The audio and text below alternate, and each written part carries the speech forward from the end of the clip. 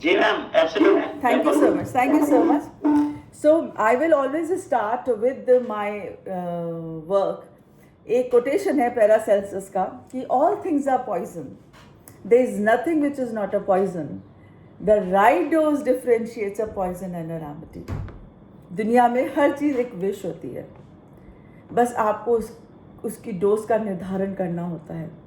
उसके बाद वो दवा होगी या विष होगी, वो उसकी वो डोज डिसाइड करेगी। एक सिंपल से क्वेश्चन के साथ मैं आपसे बात करना चाहूँगी। हम सब बाज़ार जाते हैं, राइट, और अपने घर के लिए अच्छे अच्छे सुंदर सुंदर वेजिटेबल्स लाते हैं।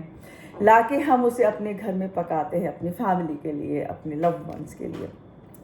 कैसे खरीदते हैं आप लोग वेजिटेबल्स? अगर मैं अपनी बात करूं तो मैं अगर बाज़ार जाती हूं तो मैं अच्छे अच्छे लाल रंग के सेब लेके आती हूँ। I will get some very green looking cauli fingers, right.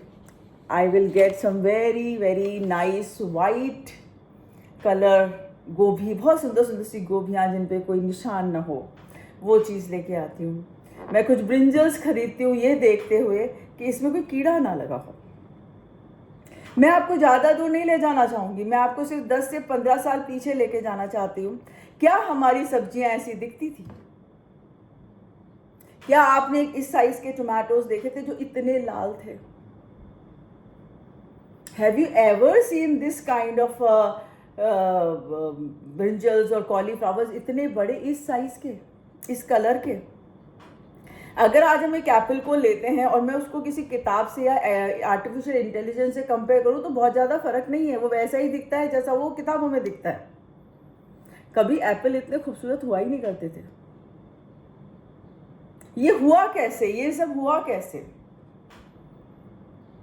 तो जब प्लांट के अंदर फ्लावरिंग होती है, उसके बाद उसके अंदर फ्रूट बनता है या वेजिटेबल बनता है, उस टाइम पे एक कंपाउंड होता है जिसको हम कॉस्मेटिक पेस्टिसाइड्स कहते हैं। उनको उसके ऊपर स्प्रे किया जाता है। स्प्रे होने के बाद वो उसके न्यूट्रिशन में तो कोई इजाफा नहीं करता है, पर वो उसके अंदर विष घोल देता है। वो खुद एक विष होता है जो उस सब्जी के अंदर चला जाता है, उस वेजिटेबल के अंदर चला जाता है। फिर हम बाजार जाते हैं और सबसे सुंदर एप्पल को उठाते हैं, हम सबसे सुंदर गोभी को उठाते हैं, हम सबसे सुंदर लेडी फिंगर्स को उठाते हैं, अपने घर लाते हैं, उसे पकाते हैं और खाते हैं। स्वागत है आप लोगों का कीटनाशकों की दुनिया में।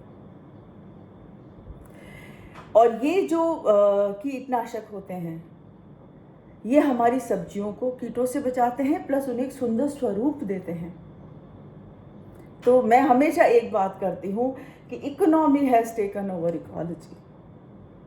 आज पैसे की वैल्यू इतनी बढ़ चुकी है कि हम ये भूल जाते हैं कि हमें वो सब्जियाँ खानी चाहिए चाहे वो बदसूरत हों। हम लोग तो ये कहते हैं कि आप बाजार में देखते कीड़े लगी सब्जी न ले, मैं तो कहती हूँ कीड़े लगी सब्जी ही लीजिए, कम से कम वो इतना विष तो उसमें कम है कि उसमें कोई कीड़ा लग गया। और ये जो पेस्टिसाइड्स हैं, इनकी हाफ लाइफ होती है 300 साल, 400 साल, 500 साल, और ये एक बार हमारे सब्जी के अंदर या हमारे अनाज के अंदर या हमारे पानी के अंदर या हमारे एयर के अंदर चले गए, कोई तरीका नहीं है हमारे पास कि हम इसे रोक सकें या इसे हटा सकें। आप काट लीजिए, आप धो लीजिए, आप पका लीजिए, कुछ भी करिए, वो चीज़ तो वहीं रहेगी, वो विष वहीं रहेगा। यही है दुनिया कीटनाशक, क्योंकि उसी यात्रा पे मैं आपको आज लेकर चल रही हूँ। तो सबसे पहले स्टार्ट करूँगी मैं किस विष की बात कर रही हूँ, क्योंकि टॉक्सिकोलॉजी तो विष की ही बात करूँगी। पेस्टिसाइड ये एक ऐसा जहर है जो जिसके भिड़ते ही कितना भी साइज का जानवर हो मर जाता है। अगर हमारे घर में कॉकरोचेस आते हैं, हम बाजार से जाएंगे, हम एक पर्टिकुलर अमाउंट का एक वो लेके आएंगे और उसको हम स्प्रे कर देंगे, इनसे वाओ कितना इफेक्टिव है, भिड़ते ही कॉकरोच सारे खत्म हो गए। पर हमने ये नहीं सोचा कि वो जो विष जो इतना खतरनाक है, जिसके भिड़ते ही इतना बड़ा जानवर मर गया, उसको मैंने अपने घर के चारों तरफ फैला दिया। विष तो विष ही होता है, चाहे हम पे गिरे चाहे जानवर पे। तो ये जो पेस्टिसाइड्स है, इनका यूज़ की ज़रूरत क्या पड़ी? आपको मैं लेके चलती हूँ 1960 के दशक में, 1950 के दशक में, 1940 के दशक में, जब पूरी दुनिया एक ऐसी चीज़ से जूझ रही थी कि हमारे यहाँ पॉपुलेशन ब्लास्ट हो रहा था, पर हर मुंह के लिए खाना नहीं था। वहाँ पे हमारी बहुत सारी ऐसी खेती होती थी जिसको ये जो कीट होते हैं वो ख़राब कर देते थे। तब एक पेस्टिसाइड का इन्वेंशन हुआ जिसका नाम था डाइक्लोरो डाइफेनाइल ट्राइक्लोरोईथेन, जिसे हम बड़े पॉपुलरली बुलाते हैं DDT। उसके बाद फिर तो लाइन ही लगे, फिर बड़ा बना कैमिक्सिन, फिर BHC बना, फिर एंडोसल्फान बना, फिर ऑल्ड्रिन बना, फिर डायऑल्ड्रिन बना, और ये नंबर बढ़ते गए। एक्चुअली होते क्या है ये पेस्टिसाइड्स? काम हमें पता है, ज़रूरत हमें पता है, पर ये होते क्या है? ये होते हैं परसिस्टेंट बायो एक्युमुलेटिव टॉक्सिक सब्सटेंसेस। ये बहुत ज़्यादा समय तक रहते हैं, ये जानवर के शरीर में जाके घुल जाते हैं और ये बहुत जहरीले होते हैं। इनको एक और कैटेगरी में रखा जाता है जिसको हम कहते हैं परसिस्टेंट ऑर्गेनिक पॉल्यूटेंट्स। क्या होते हैं वो? These are long range atmospheric transport and deposition induced toxicants। और इनकी एक खासियत और होती है, आप इन्हें एक जगह डाल दें, ये अपने आप उड़ के हर जगह चले जाते हैं। मैं आपको ज़्यादा तो दूर नहीं लेके जाऊंगी, पर मैं आपको बताती हूँ कि दो ऐसे हैबिटाट हैं, एक मारियाना ट्रेंच और एक माउंट एवरेस्ट। मैं ये नहीं कहूँगी कि ये बहुत डिफ़िकल्ट है या इम्पॉसिबल है इंसान के लिए पहुँचने, क्योंकि इंसान तो जहाँ चाहता है वो पहुँच रहा है वो वहाँ पर ये दो ऐसी जगह जहाँ इंसान का पहुँचना थोड़ा डिफ़िकल्ट है। इन दोनों जगह पर भी आज की तारीख में बहुत अच्छी क्वांटिटी में DDT मिल रही है, BHC मिल रहा है, और भी पेस्टिसाइड मिल रहे हैं। कैसे? क्योंकि ये है परसिस्टेंट ऑर्गेनिक पॉल्यूटेंट्स। जहाँ इन्हें डाला जाता है वहाँ से उड़ते हुए बायोलॉजिकल कंटामिनेंट्स के थ्रू होते हुए ये दूसरी जगह पहुँच जाते हैं। तो आज दुनिया में ऐसी कोई भी जगह नहीं है, कोई भी जगह नहीं है which is not contaminated by pesticides. स्वागत है आपका कीटनाशकों की दुनिया में। अब हम क्या कर रहे हैं, हम किस तरह से काम करते हैं? देखिए, अगर किसी भी एग्रीकल्चर फील्ड के अंदर हमें पेस्टिसाइड डालना होता है तो ये आइडियल सिचुएशन है। फार्मर ने अपने आप को कवर किया हुआ है और बड़े लोकलाइज तरीके से वो सिर्फ उस जगह पे पेस्टिसाइड डाल रहा है जहाँ पे कीट का मैनिफेस्टेशन है, जहाँ पे जानवर लगा हुआ है। इस तरह की दुकानें आपको खूब मिल जाएंगी हिंदुस्तान के अंदर। हमारी आइडियल सिचुएशन थी और हिंदुस्तान की सिचुएशन आज ये है जहाँ मेरा कर्सर है।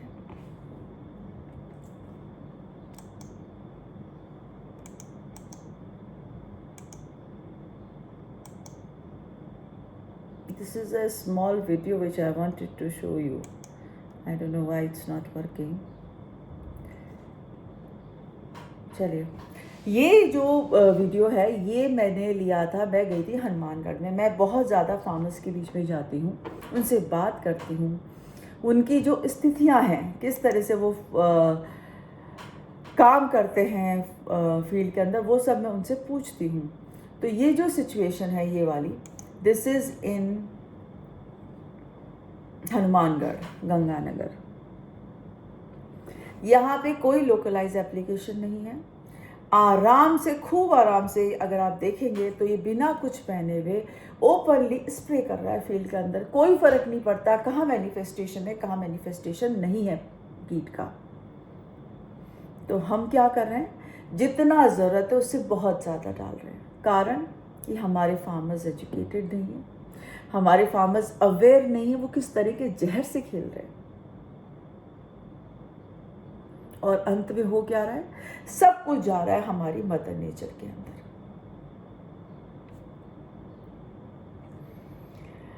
मैं बाड़मेर की बात करती हूँ। मैं केन वेदांता के पास आई थी, उन्होंने मुझे बुलाया था किसी काम से। तो मुझे बहुत अच्छा लगता है फील्ड्स में जाना, और मैं 2-2, 3-3 दिन फील्ड्स में रहती हूँ। तो वहाँ पे एक विलेज में वो लोग मुझे लेके गए, और विलेज में जैसे कोई बड़ा बूढ़ा होता है तो वहाँ पे एक दादी अम्मा थी। तो मैंने कहा क्या करते हो आप? तो उन्होंने कहा कि भाई हम जीरा उगाते हैं। तो मैंने कहा चलिए देखते हैं आपके फील्ड में चल के। हम लोग उनकी घर पे, जहाँ भी उनका था, वहाँ पे गए और उन्होंने 2 तरह की क्यारियाँ बना रखी थी। एक तो घर था बीच में, उसके आगे बहुत बड़ा फील्ड था, उसके पीछे एक छोटा सा फील्ड था। तो मैंने कहा हमारे 2 तरह के खेत क्यों बना रखे हैं आपने? कहते हैं ये घर के लिए और ये बाहर के लिए। मैंने कहा अच्छा, क्या फ़र्क है दोनों में? तो मतलब क्या है, मतलब घर का अलग क्यों किया आपने? इससे तो आपको नुकसान हुआ, क्योंकि आपने फील्ड को किया तो आपकी बहुत सारी ज़मीन बीच में रह गई। तो उन्होंने कहा कि ये जो बाहर वाला है इसमें तो हम दवाई यूज़ करते हैं, और ये जो घर वाला है इसमें हम दवाई नहीं डालते। मैंने कहा अच्छा। मैंने कहा क्या होता है दवाई डालने से? तो उन्होंने कहा कि भाई दवाई डालने से शरीर खराब होता है। तो मैंने उनसे कहा जब आपको ये पता है अम्मा कि दवाई से शरीर खराब होता है, तो आप ऐसा जहर बाज़ार में बेचते ही क्यों? तो शी टोल्ड मी कि मैडम देखिए, अगर हम दवाई डालते हैं तो हमारा होता है 40 क्विंटल, हम बिना दवाई के करते हैं तो हमारा होता है 40 किलो। ये 40 क्विंटल से 40 किलो का डिफरेंस है, ये कौन पे करेगा? तो इसलिए मैं हमेशा आपको ये कहती हूँ कि economy has taken over ecology. हम जानते हैं कि हम जहर बेच रहे हैं, हम जानते हैं हम जहर उगा रहे हैं, हम जानते हैं हम जहर काम में ले रहे हैं, हम जानते हैं हम अपनी मदर नेचर को ख़राब कर रहे हैं पर हम फिर भी उस पैसे के लिए, क्योंकि वही सर्वाइवल है इंसान का, हम कुछ भी करते हैं। मैं एक सिंपल से आपको बात बोलती हूँ, आपको पैसे की वैल्यू जाननी है ना, आप हाथ में पैसे लीजिए और सांस रोकिए और गिनिए। You will know the value of clean air. देखिए जब कोविड था तब सब था, दही था, दूध था, छाछ थी, खाना था, रहना था, भाई थे, बहन थे, सिर्फ हमारे पास ऑक्सीजन नहीं था। This is the video I wanted to share, आप प्लीज देखें इसे।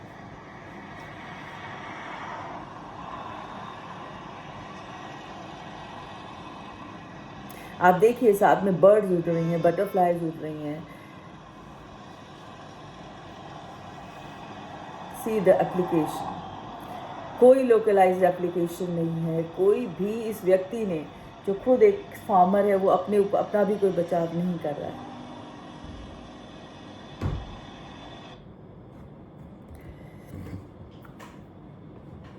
So that was the actual scenario. अब हम इतनी बात जो कर रहे हैं कि पेस्टिसाइड, हम ये क्या करते हैं? पेस्टिसाइड बेसिकली इनका काम होता है कीट को मारना, और इनका काम ये होता है कि ये सिर्फ उसी कीट को मारे जिसके लिए बने हैं, पर ऐसा नहीं होता। जहर जहर होता है, कहीं भी गिरे। तो ये जो पेस्टिसाइड्स हैं, इन हमारी इंसान के ऊपर इनका क्या इफेक्ट होता है ये मैं आपको बताना चाहूँगी, फिर मैं अपनी प्रेजेंटेशन को आगे लेके जाऊँगी। क्या आपने कभी इतना कैंसर सुना था अपने चारों तरफ? आज तो जुकाम की तरह कैंसर हो रहा है उस व्यक्ति को, अच्छा उसको इसका कैंसर हो गया, उसको उसका कैंसर हो गया। हमारे बच्चों के अंदर या हमारे आसपास के लोगों के अंदर रिप्रोडक्टिव इनफर्टिलिटी इज इंक्रीजिंग। हर दूसरे व्यक्ति को डायबिटीज हो रहा है, हर व्यक्ति के अंदर गॉल ब्लैडर स्टोन्स हो रहे हैं। हम कोई ना कोई बीमारी से ग्रसित होते जा रहे हैं, क्योंकि हम जो पेस्टिसाइड्स खा रहे हैं वो इम्यूनोसप्रेसर्स हैं, वो पोटेंट कार्सिनोजेंस हैं, वो पोटेंट टेराटोजेंस हैं, वो पोटेंट म्यूटाजेंस हैं। और ये प्रूव्ड है, this has been proved by the research, कि जो भी पेस्टिसाइड हम मार्केट में यूज़ कर रहे हैं या जो हम यूज़ करें अपनी फील्ड के अंदर, वो कैंसर कॉज करते हैं। तभी तो आप देखिए, आप बाड़मेर में रहते हैं, मैं बीकानेर की बात करती हूँ, कैंसर ट्रेन चलती है पंजाब से। एक टाइम पे पंजाब हमारा अन्नदाता था, और आज पंजाब की हालत आप देख लीजिए, वहां कुछ नहीं उगता। लैंड हैज गॉन बैरन, क्योंकि डाल डाल के पेस्टिसाइड हमने सब कुछ खत्म कर दिया वहां पे। वहां कोई जैव विविधता है ही नहीं, no biodiversity, no nitrogen cycles happening. तो उसको बनाने के लिए, जब नाइट्रोजन साइकिल ही नहीं है तो लैंड की फर्टिलिटी कैसे इंप्रूव होगी? पहले ये होता था, किसान आधा खेत जोतता था, आधा छोड़ देता था, वो अपनी बकरियां चराता था। तो बकरियों के चरने से, उनकी मींगनी से उसकी फर्टिलिटी इंप्रूव होती थी। अब तो ये होता था कि खरीफ गई रबी लगा दो, रबी गई खरीफ लगा दो, एक के बाद हम 10 मिनट भी नहीं छोड़ना चाहते अपनी लैंड को। तो हम एक तरह से एग्रीकल्चर नहीं कर रहे हैं, हम अपनी मदर नेचर का दोहन कर रहे हैं। महात्मा गांधी ने बहुत अच्छी बात की थी, हमारे फादर ऑफ नेशन ने, कि धरती के पास बहुत हिम्मत है, बहुत प्यार है, बहुत कुछ है हमें देने के लिए जो हमें चाहिए, पर वो हमारे लालच को कभी पूरा नहीं कर पाएंगे। हम उसी चीज़ से आज की तारीख में गुजर रहे हैं। बड़े दुख के साथ मैं आपको बताती हूँ, इंडिया के अंदर हमारे आम, हमारे मसाले, बहुत सारी ऐसी चीज़ें हम अमेरिका को इंपोर्ट करते थे, अमेरिका को भेजते थे, एक्सपोर्ट करते थे, हम यूके को भेजते थे, हम पूरे यूरोप को देते थे। 6 महीने पहले हमारे सारे एडिबल प्रोडक्ट्स आर बैंड। ना हमसे यूएसए लेता है, ना हमसे यूरोप लेता है, और ना हमसे अब कोई और यूके कंट्री लेती है। क्यों? क्योंकि जब उन्होंने ये पाया कि हमारे खाने के अंदर इतना ज़्यादा पेस्टिसाइड है, और उनके हिसाब से जो हमारे यहाँ के मैंगोज़ हैं, हमारे यहाँ की चाय है, हमारे यहाँ की कॉफ़ी है, हमारे यहाँ के मसाले हैं, वो खाने लायक हैं ही नहीं। उन्होंने ये 6 महीने पहले इसको बैन कर दिया, और अब ये सारी चीज़ें वो श्रीलंका, नेपाल और बांग्लादेश से ले रहे हैं। तो हम एक बहुत बड़े इकोनॉमिक लॉस से गुजर रहे हैं आज की तारीख में। Country has taken lot of setback to it, and now policy makers are thinking how to stop the use of pesticide. एक और चीज़ जो इन कीटनाशकों को बहुत खतरनाक बनाती है, वो है इनका बायोमैग्निफिकेशन। बायोमैग्निफिकेशन मतलब ये कि कोई भी हम इकोसिस्टम की बात करें तो उसमें ट्रॉफिक लेवल्स होते हैं, T1, T2, T3, T4।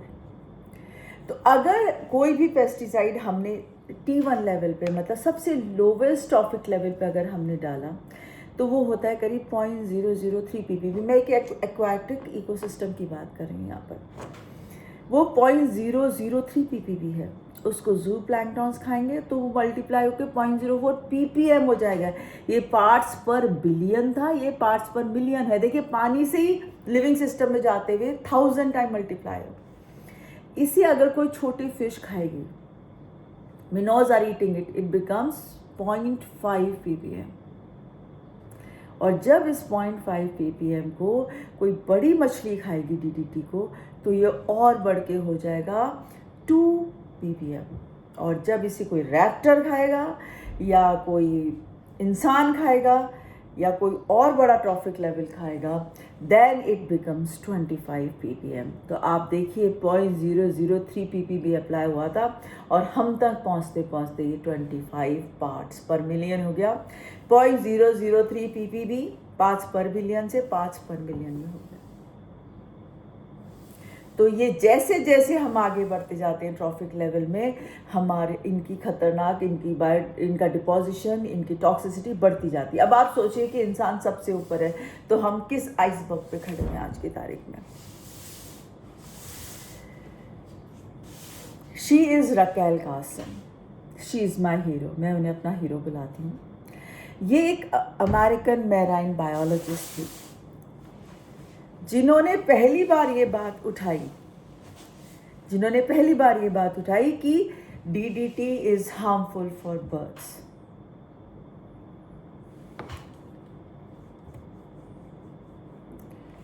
उन्होंने किताब लिखी जिसका नाम था साइलेंट स्प्रिंग, जिसमें उन्होंने DDT के बारे में लिखा, और उन्होंने कहा कि आने वाले टाइम पे ये जो साइलेंट स्प्रिंग शब्द एक मेटाफोर है। उन्होंने ये कहा कि आने वाले टाइम पे झरने तो होंगे, ये खूब झरने होंगे, पर इनके साथ जो आपको चिड़ियाओं की चहचहाहट है वो नहीं सुनाई देगी। हमारे सारे झरने शांत हो जाएंगे, क्योंकि हम जो ये पेस्टिसाइड यूज़ कर रहे हैं DDT, क्योंकि जो भी रैप्टर्स होते हैं या एनिमल ईटिंग बर्ड्स होते हैं, जैसे ईगल्स हो गए, फैल्कन्स हो गए, बॉल्ड ईगल्स हो गए, वो हमारे साथ ट्रॉफिक लेवल पे हैं। तो अगर वो दूसरे जानवर को खाते हैं, तो जिनके अंदर ऑलरेडी बहुत सारा DDT होता है, वो उनके अंदर जाते हैं, और वो जाके उनका जो एग फॉर्मेशन का सिस्टम है उसको अफेक्ट करते हैं। तो जो अंडा होता है, उसका जो कैल्शियम का छिलका होता है, वो बहुत पतला हो जाता है। उसके बाद जब वो ईगल उस पर बैठता है, वो अंडे फूट जाते हैं, and there is no offspring. ये इतने खतरनाक जहर हैं कि इनको, ये एक जानवर नहीं, एक इंसान, ये पूरी की पूरी स्पीशीज को ख़त्म करने की ताकत रखते हैं। और ये बात उन्होंने कही थी अमेरिका के सबसे खूबसूरत बर्ड जिसको बॉल्ड ईगल कहते हैं, वो वहाँ का नेशनल बर्ड था। और 1960 में अमेरिका में ये स्थिति आ गई थी कि only 40 pairs were flying in the Georgia. Then she said let's stop the use of this DDT, else हमारे सारे झरने शांत हो जाएंगे, कोई चिड़ियाएँ नहीं रहेंगी और उसके बाद हम भी ख़त्म हो जाएंगे। USA ने जब ये बात सुनी और उन्होंने, फेडरल गवर्नमेंट ने पहला स्टेप लिया, 15 जून 1972 को DDT was banned in USA।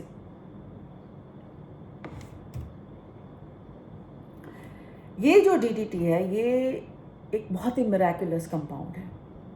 इसको जिल्डर ने 1874 में इसको बनाया, पर इसकी जो इफेक्टिविटी है, इसके अंदर जो इंसेक्टिसाइडल इफेक्टिविटी है, वो 1939 में पॉल म्यूलर ने उसको डिस्कवर किया। और आपको जान के बड़ी खुशी होगी कि उसको हर तरह के डेकोरेशन से नवाजा गया, उसको नोबेल प्राइज़ दिया गया to find out DDT, because ये जो DDT कंपाउंड है ये हमारी दुनिया के अंदर हरित क्रांति को लेके आया। उसने हर मुंह को खाना दिया। आपको ध्यान है हिंदुस्तान की क्या हालत थी? We used to take grains, हम अनाज लेते थे दूसरे देशों में, और आज हिंदुस्तान इस स्थिति में है कि वो दूसरों को अनाज देता है। तो ये सब चीज़ें हुई बिकॉज हमने एक बहुत ही मिराकुलस कंपाउंड DDT को पहचाना, उसे समझा और उसे यूज़ किया। DDT को हमने वॉर में यूज़ किया, DDT को हमने मलेरिया कंट्रोल के लिए यूज़ किया, DDT को हमने अपने एग्रीकल्चर प्रोडक्टिविटी के लिए यूज़ किया, पर हमने उसके साइड इफ़ेक्ट्स को टोटली अनदेखा किया। And this was the first species जो बिल्कुल ख़त्म होते होते बचा।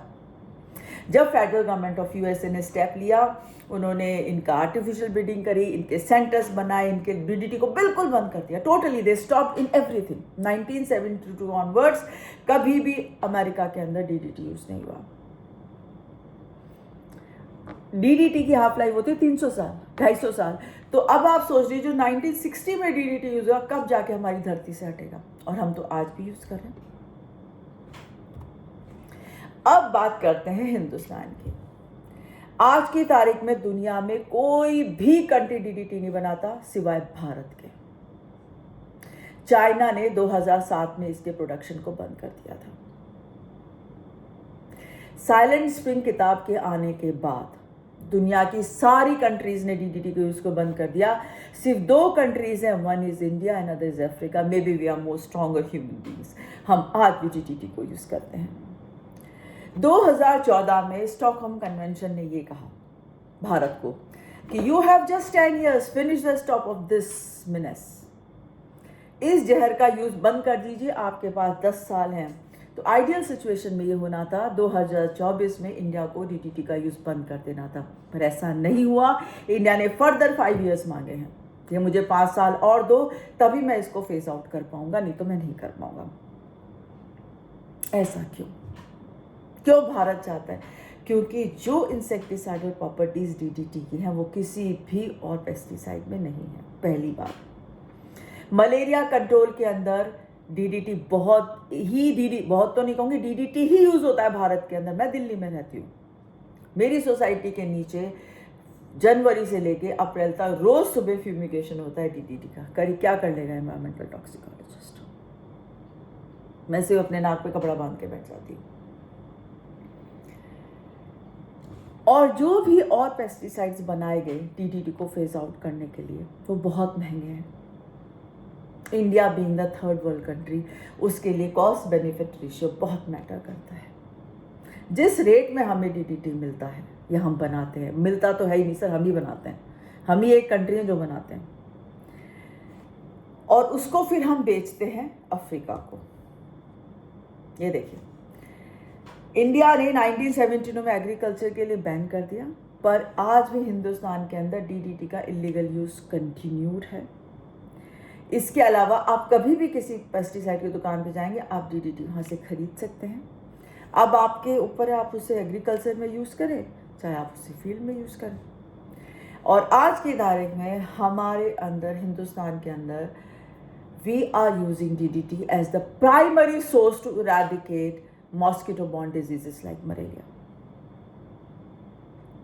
पर हम एक बात ये क्यों भूल जाते हैं कि चाहे हम डीडीटी को अपनी फील्ड में डालें, चाहे हम मच्छर मारने के लिए मारें, अल्टीमेटली जा तो हमारी हवा में रहा है ना वो. It is going to our water only, it is going to our mother nature only. यही दुनिया है कीटनाशकों की. आपका स्वागत करती हूँ उसमें मैं. At present, India exposed the DDT to Botswana, South Africa, Zambia, Mozambique, Namibia and Zimbabwe.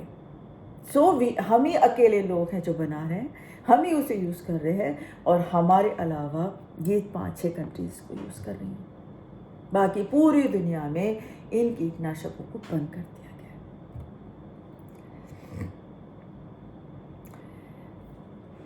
एक जब डीडीटी के बारे में इतनी बात हो रही थी तो एक नए तरीकों के पेस्टिसाइड को बनाने की बात है जिसे नियोनिक्स कहते हैं, नियोनिकोटिनॉइड्स. इसके बाद ये जो डीडीटी एक क्लास में फॉल करता है जिसको हम कहते हैं ऑर्गेनोक्लोनिन पेस्टिसाइड्स. इसके अंदर बेंजीन रिंग होती है, और जिस भी चीज़ में बेंजीन रिंग होती है वो लाइपोफिलिक कंपाउंड होता है, मतलब वो हमारी बॉडी के अंदर जाकर मिल सकता है. जैसे आप अपनी बॉडी पे तेल को थोड़ी देर लगाएंगे तो वो हमारी बॉडी के अंदर चला जाता है. ऐसे अगर कोई भी पेस्टिसाइड को अपनी स्किन पे अप्लाई करेंगे या किसी भी जान पे, वो अंदर चला जाएगा. तो they have a benzene ring and they are lipid soluble. ये इनकी सबसे खतरनाक जहरीली टेंडेंसी है, और फिर ये जाके हमारी बॉडी के सेल्स के अंदर घुल जाते हैं और हमारी बॉडी में खून के साथ फ्लो होने लगते हैं, और फिर वहाँ जाके वो तरह तरह की बीमारियाँ पैदा करते हैं.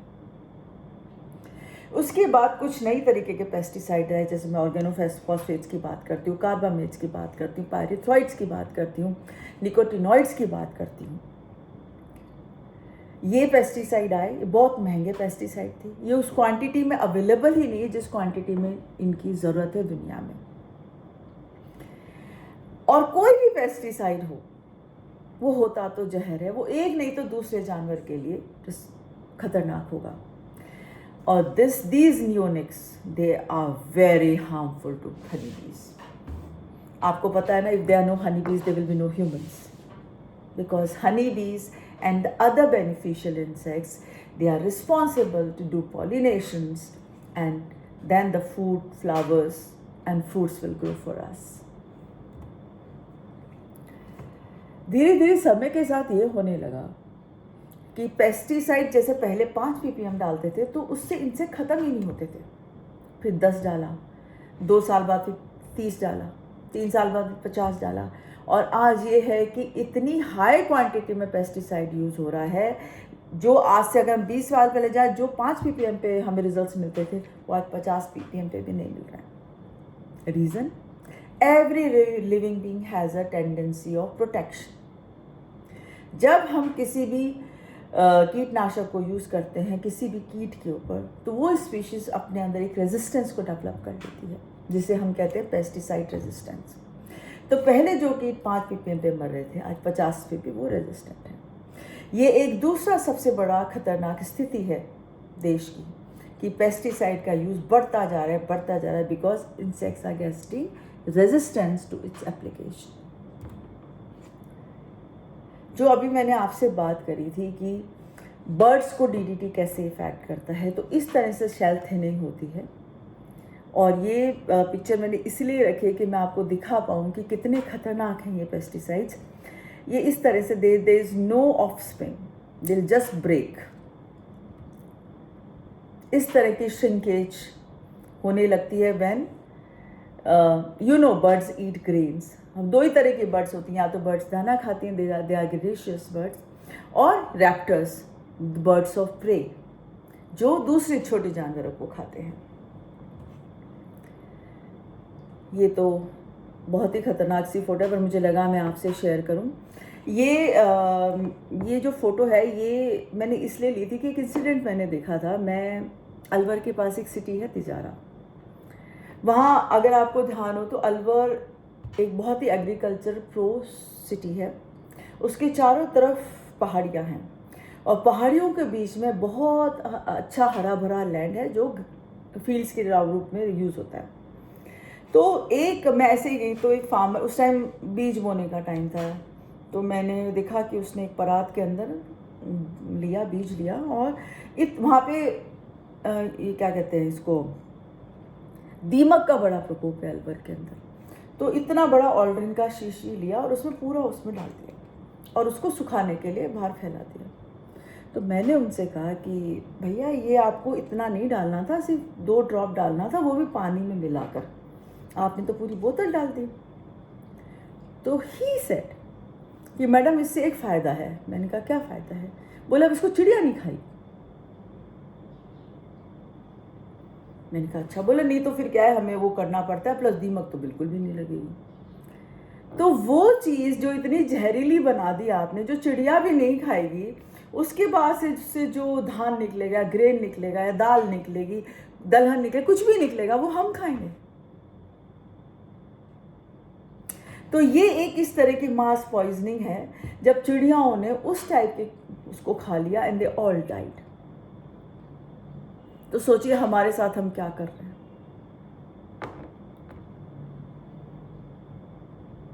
This is basically Aldrin poisoning in birds, जिनको साइक्लोडाइन्स कहते हैं।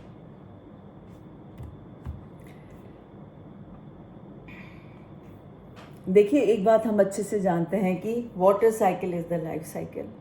When there is no water there is no life. हमारी जिंदगी पानी के साथ चलती है। पानी की एक बहुत अच्छी क्वालिटी है, वो क्लींजिंग एजेंट है, वो सफाई कर देता है। हमारे घर में कुछ गंदगी होती है, हम कहते चलो धो देते हैं, गाड़ी गंदी है चलो धो देते हैं, घर में मिट्टी चलो धो देते हैं। तो वो पानी उस गंदगी को अपने साथ लेके चला जाता है, उस चीज़ को साफ कर देता है। धरती पे भी पानी यही काम करता है। जो भी गंदगी धरती के ऊपर है, पानी उसको अपने साथ लेके चला जाता है। अगर हम बीकानेर की स्थिति की बात करें तो बीकानेर तो ट्रिपल रिस्क पे है। नहर IGNP it's coming from Punjab, वो वहाँ का पेस्टिसाइड लेके आ रही है। गंगानगर हनुमानगढ़ होती हुई आ रही है, वहाँ का तो गजब ही हाल है, वहाँ का पेस्टिसाइड वो लेके आ रही है, फिर वो बीकानेर आ रही है, फिर बीकानेर में आप अपना पेस्टिसाइड और डाल रहे हो। आप 3 जगहों का पेस्टिसाइड, 4 जगह का पेस्टिसाइड आप खुद खा रहे हो, क्योंकि पानी तो अपने साथ पेस्टिसाइड को लेकर ही जाएगा। पानी तो अपने साथ, मैं एक स्लाइड दिखाना चाह रही थी आपको कहीं पे, if I missed on it, कि maybe it will come afterwards. तो अपने साथ तो वो पानी सारे पेस्टिसाइड को लेके आ रहा है। और जैसा मैंने आपको कहा था कि इनकी हाफ लाइफ होती है 300 साल, 200 साल, 400 साल, तो ये तो कभी ख़त्म होते ही नहीं है, ना कटने से ना धोने से। और हमारे पास आज की तारीख में ऐसी कोई भी टेक्निक नहीं है कि हम पानी से पेस्टिसाइड को अलग कर दें। अभी मैं कुछ दिनों पहले पढ़ रही थी कि उस कोल्ड ड्रिंक में पेस्टिसाइड है, उस कोल्ड ड्रिंक में पेस्टिसाइड है, वो कोल्ड ड्रिंक मत पियो उसमें पेस्टिसाइड है। क्यों? आपके तो पानी में पेस्टिसाइड है, आपकी हवा में पेस्टिसाइड है, आप जिस धरती पे चलो उसमें पेस्टिसाइड है, उनका क्या करेंगे आप? तो पेस्टिसाइड तो होगा उस कोल्ड ड्रिंक में, क्योंकि पानी वो उसका बेस पानी है।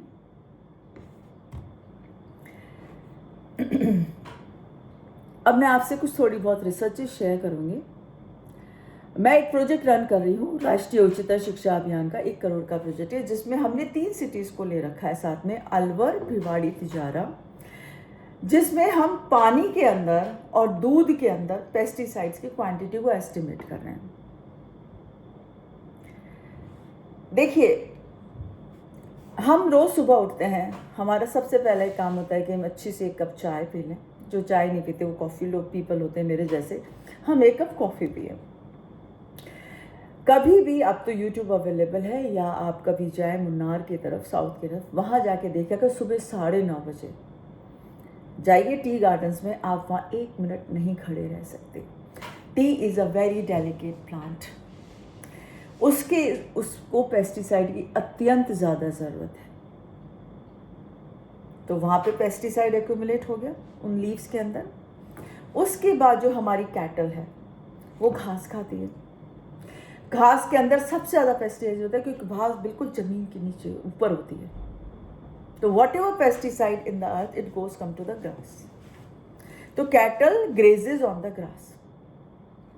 और कोई भी जो एनिमल स्ट्रक्चर होता है या एनिमल बॉडी होती है, उसकी एक टेंडेंसी होती है कि अगर आपने कोई ख़राब चीज़ खा ली तो आप उसे थ्रो करते हो बाहर। हम कोई जहरीली चीज़ खा लेते हैं तो हम वॉमिट करते हैं, नहीं तो डॉक्टर हमें वॉमिट कराता है। तो वो जो कैटल है, वो जो गाय है, वो जो भैंस है या बकरी है, वो उस पेस्टिसाइड को अपने दूध में एक्सक्रीट करती है, क्योंकि ये सारे फैट सॉल्युबल कंपाउंड हैं, they are lipophilic, they are soluble in fat, and milk has got lot of pesticides. So when in the morning we get up, हम सूर्य नमस्कार करते हैं, जाते हैं अपने किचन में, एक बढ़िया सा कप चाय का बनाते हैं, जिसमें हम अच्छी चाय डालते हैं, खूब सारा दूध डालते हैं और फिर हम उसे पीते हैं। और वो एक जहर का कप पी के हम सुबह अपनी शुरुआत करते हैं।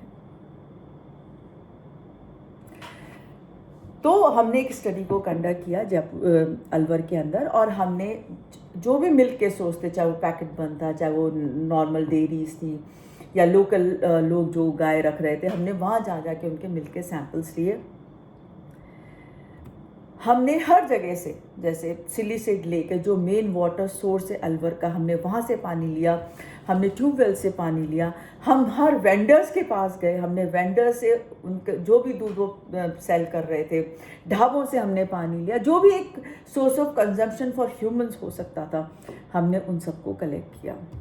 कलेक्ट करने के बाद हमने एक बहुत ही मेरी अपनी 2 बहुत बड़ी लैब है मेरे कॉलेज के अंदर, जो हमने राष्ट्रीय उच्च शिक्षा अभियान रूसा 2.0 के तहत हमने उसे इस्टेब्लिश किया, जिस एक एक्सट्रैक्शन लैब है, दूसरी हमारी GLC लैब है, which is a very costly instrument of 50 lakhs, very sophisticated, और राजस्थान में इतना नया इंस्ट्रूमेंट अभी किसी लैब में नहीं जो हमारे पास है।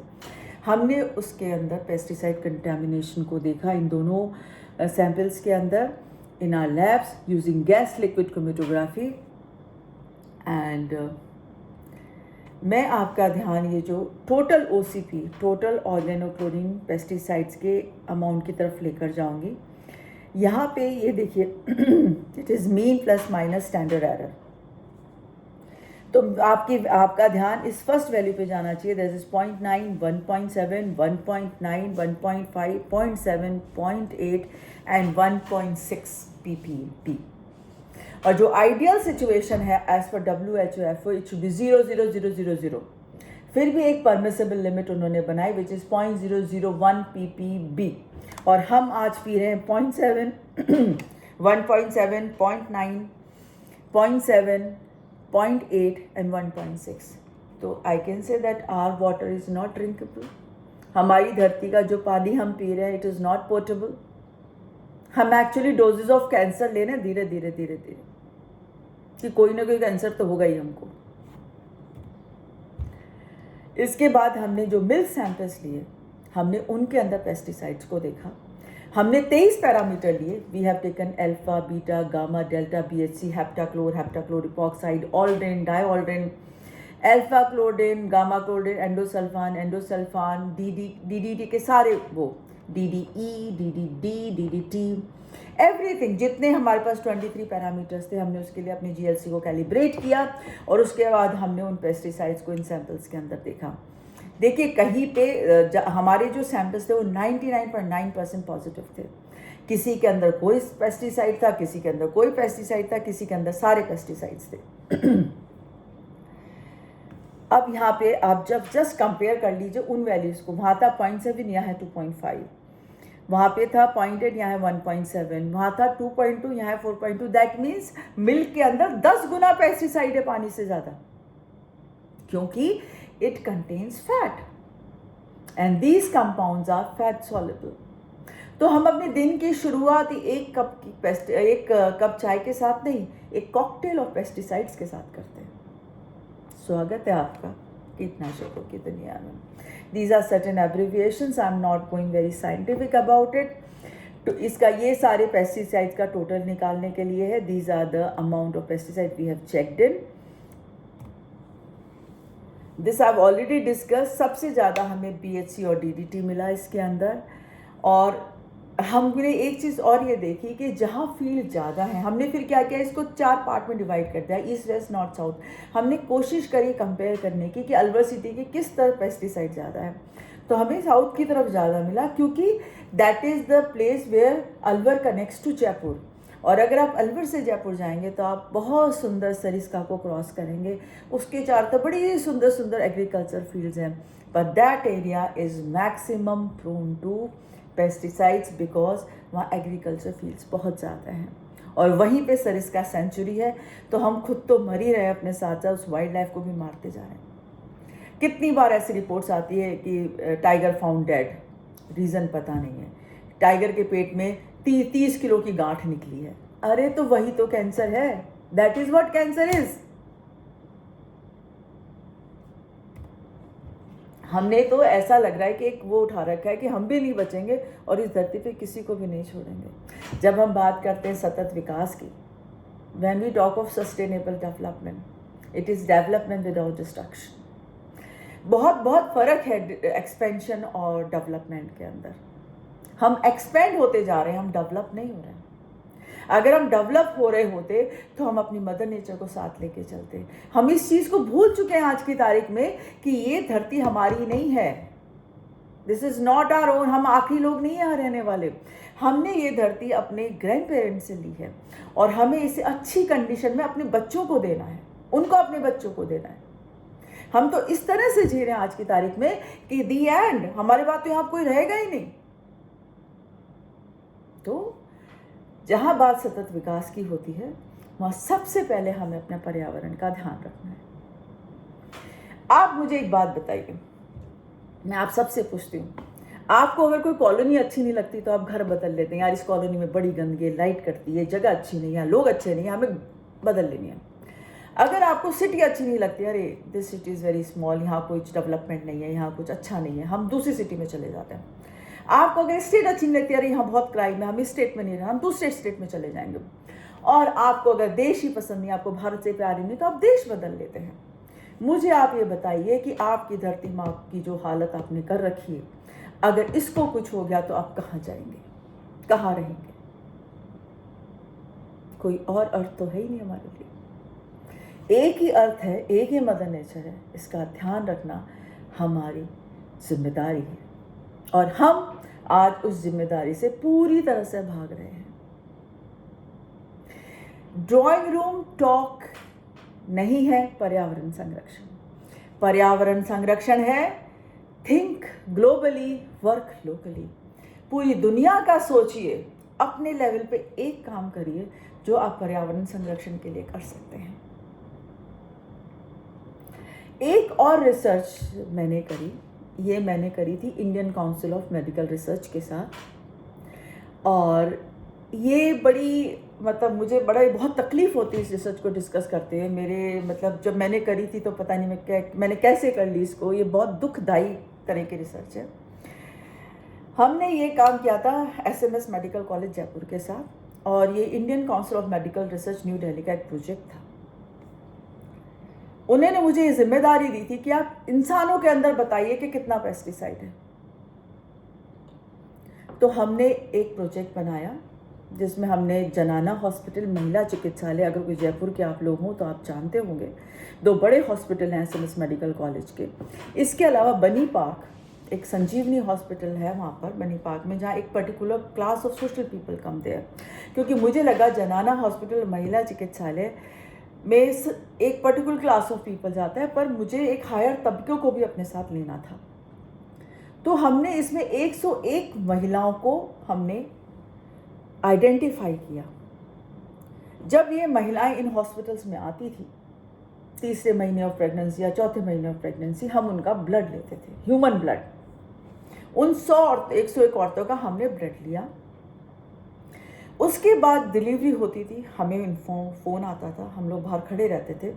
जब वो प्लासेंटा और कॉर्ड ब्लड को फेंक देते थे, हम उसे उठाते थे और उसमें हम पेस्टिसाइड को स्टडी किया।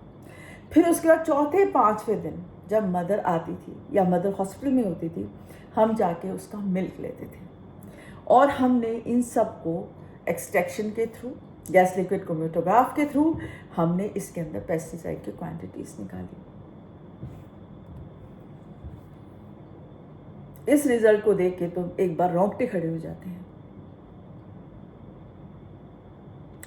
आप देखिए ह्यूमन ब्लड के अंदर 77.8, 43.2, 65.3, कॉड ब्लड के अंदर देखिए, ये बहुत ज़्यादा पेस्टिसाइड है जो आपने अभी वाटर और मिल्क के अंदर देखे हैं। अभी जो मैंने आपको अलवर और भिवाड़ी और तिजारा की जो रिपोर्ट्स दिखा रही थी मैं आपको, उससे 10 गुना ज़्यादा है ये इंसान के अंदर।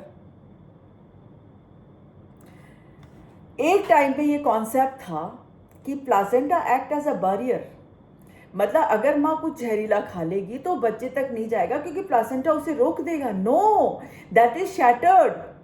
एनी लाइपोफिलिक कंपाउंड, कोई भी लिपिड सॉल्युबल जो कंपाउंड है, वो माँ से बच्चे तक बड़े आराम से जाएगा। कोई फिल्टर नहीं है उसके अंदर, क्योंकि वो तो सेल्स का पार्ट है। हमारी बॉडी सेल्स के अंदर फैट है, वो उसके अंदर जाके घुल जाता है।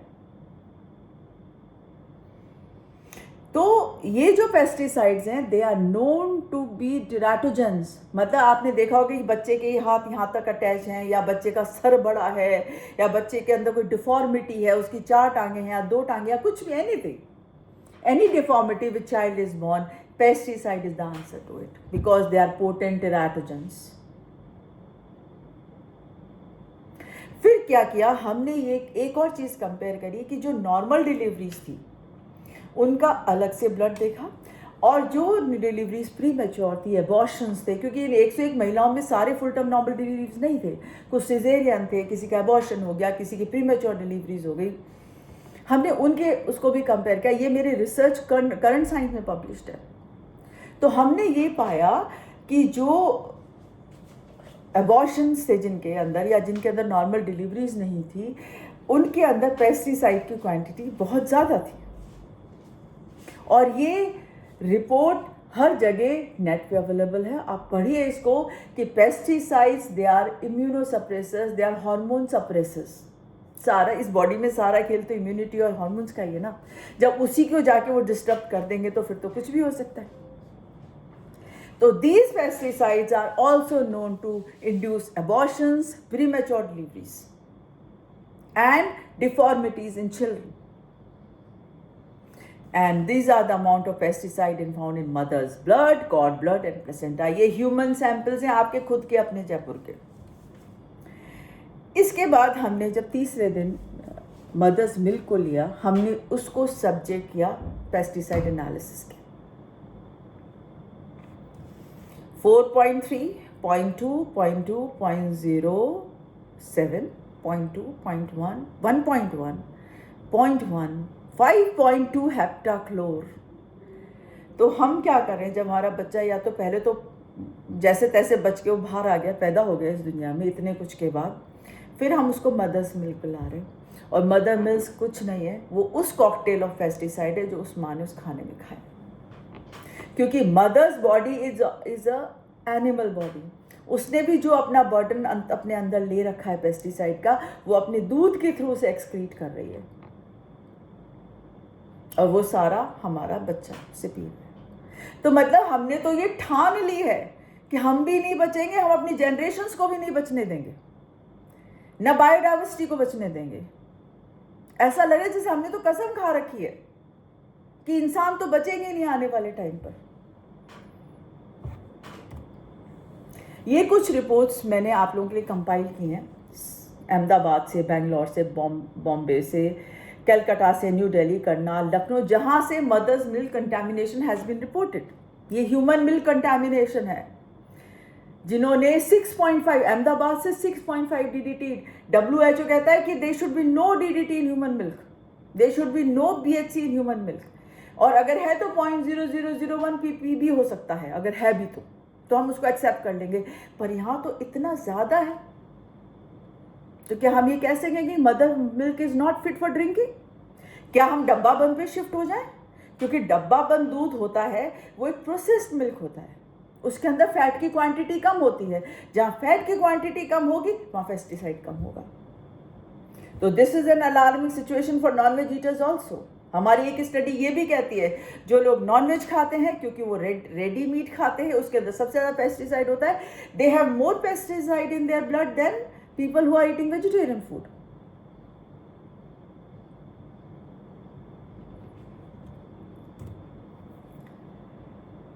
और जब हम बात करते हैं बच्चों की जो अभी जस्ट पैदा हुए हैं या जो पैदा नहीं हुए हैं, वो कोई सिंपली अडल्ट्स नहीं हैं।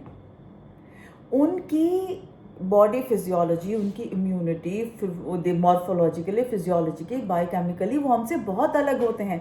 अगर हम उस एज में बच्चों को इन सब चीज़ों से एक्सपोज करेंगे तो वो बच्चा किस तरह से बड़ा होगा, कितना हेल्दी होगा वो। आजकल डिप्रेशन के केसेस कितने बढ़ रहे हैं बच्चों के अंदर। पहले हम जब 20 साल पहले, 30 साल पहले कोई जानते नहीं था डिप्रेशन क्या होता है। आज every second child is suffering from depression. Counsellors के मार्केट में वो खुले पड़े हैं कि बच्चे की काउंसलिंग कराओ, बच्चे की काउंसलिंग कराओ। क्यों? Because these pesticides are immunosuppressors, hormone depressors. जब बॉडी में हार्मोन ही सही नहीं होंगे तो depression will be the first thing to happen to any child. एक चीज़ में जो मैं हमेशा बहुत लाउडली रीड आउट करती हूँ, it can be concluded that the magnitude of pollution is quantitatively enough to contaminate the food and the environment, and the pesticide reach the human baby through various sources of absorption, from gastrointestinal tract, through contaminated food chain, are circulating in blood, stored in milk, and secreted during lactation, resulting in the sufficient neonatal intake. हम रोज चाय के इस cup के साथ तो pesticide P रहे हैं, हम अपने बच्चों को भी पिला रहे हैं।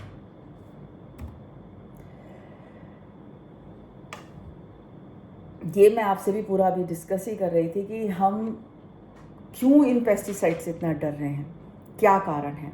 They are carcinogenic, they are mutagenic, they are teratogenic, they are immunosuppressive, they induce endocrine dysfunction, high oestrogenic activity, disturb reproductive processes, they are growth depressant. बच्चों की हाइट कम हो रही है, बाल गिर रहे हैं, वो भी कारण पेस्टिसाइड है।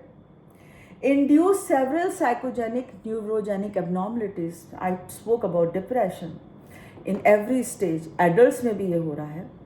And also reported to be associated with abortions, premature deliveries, still birth, low birth weight. Consequences are obvious on the mother and on the developing baby.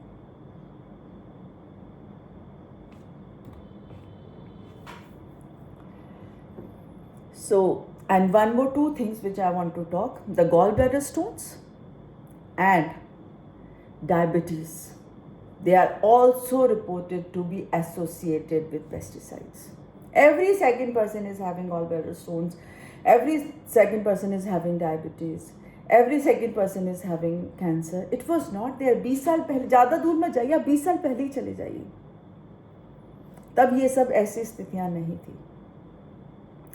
OCPs have been in use in India for nearly half a century now, even after having a clear-cut evidence suggesting that these chemicals have the ability to eliminate the entire species from the planet. The annual consumption of pesticide in India is about 85,000 tons.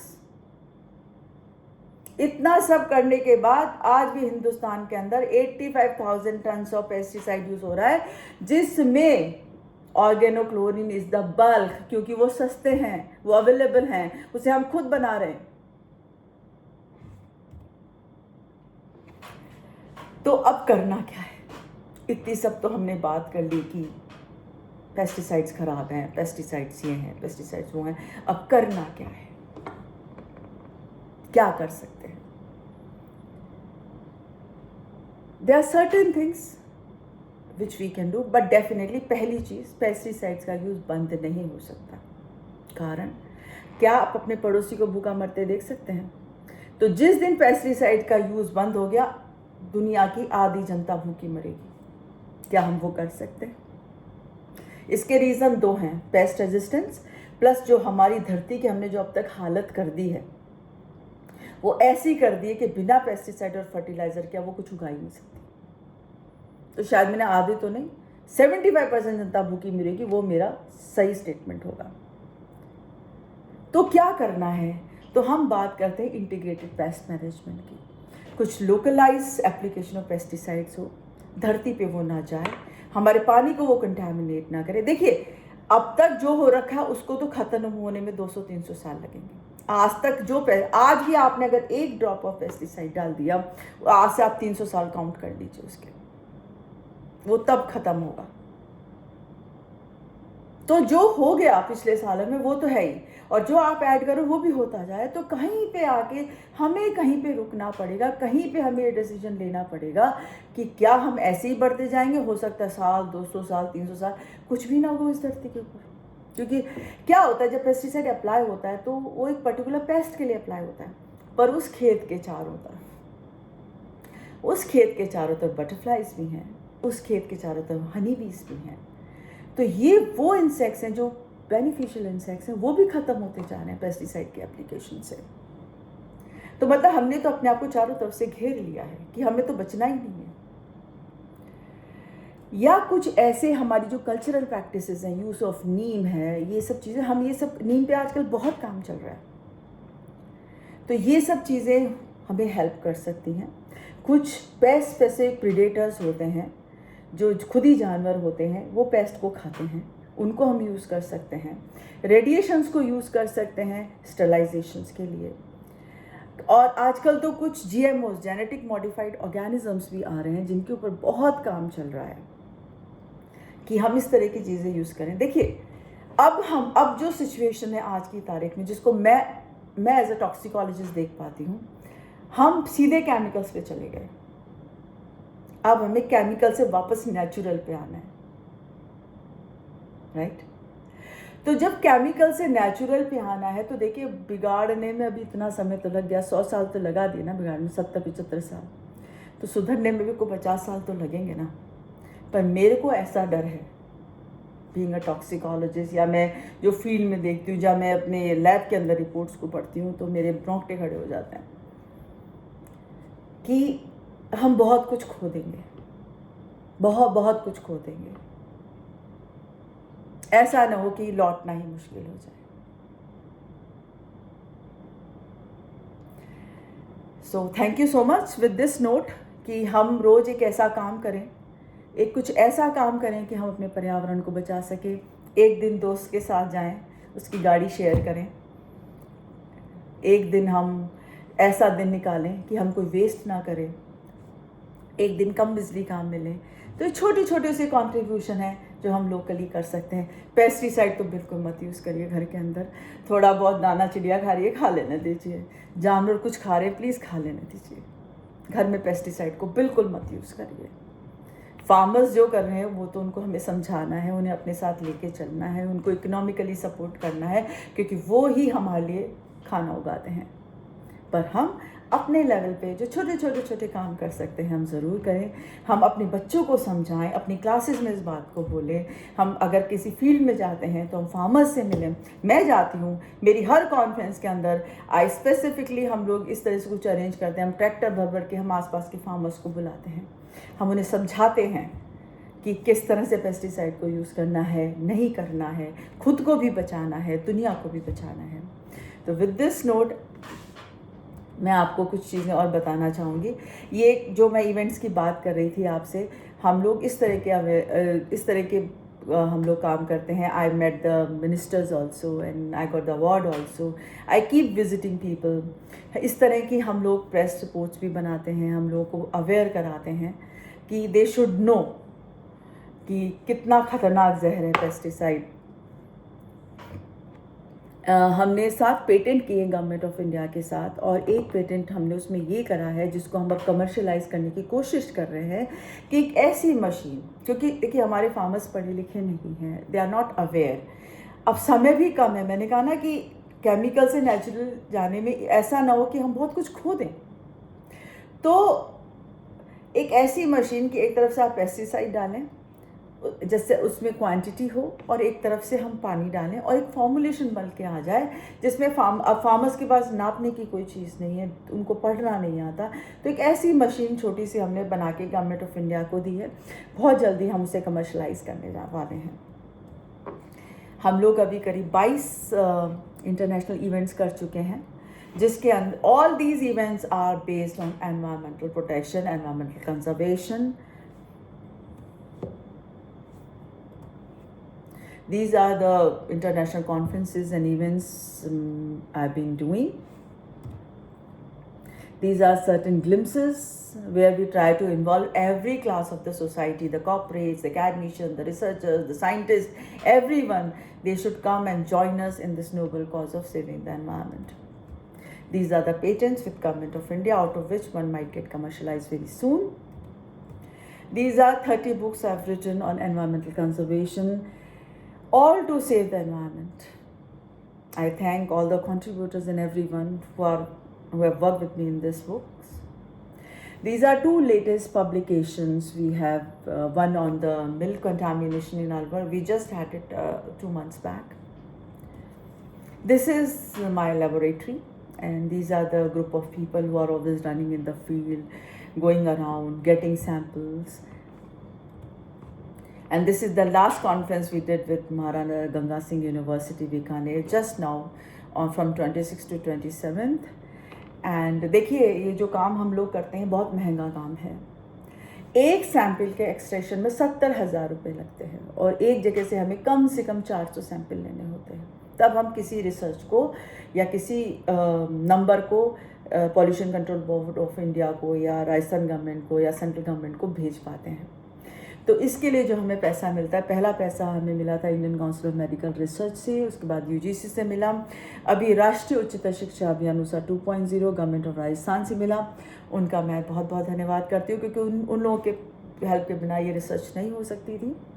और मैं organisers, Barmer government college, to the principal and everyone who is associated in this event, I thank you so much for giving me this opportunity to share my work and to take it on a tour of world of pesticides.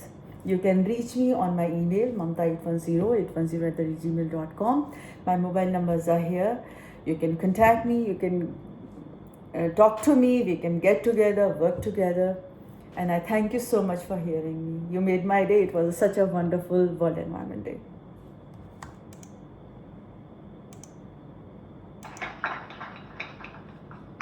Ji ma'am, आपने आज हमारा मार्गदर्शन पर्यावरण दिवस पर किया.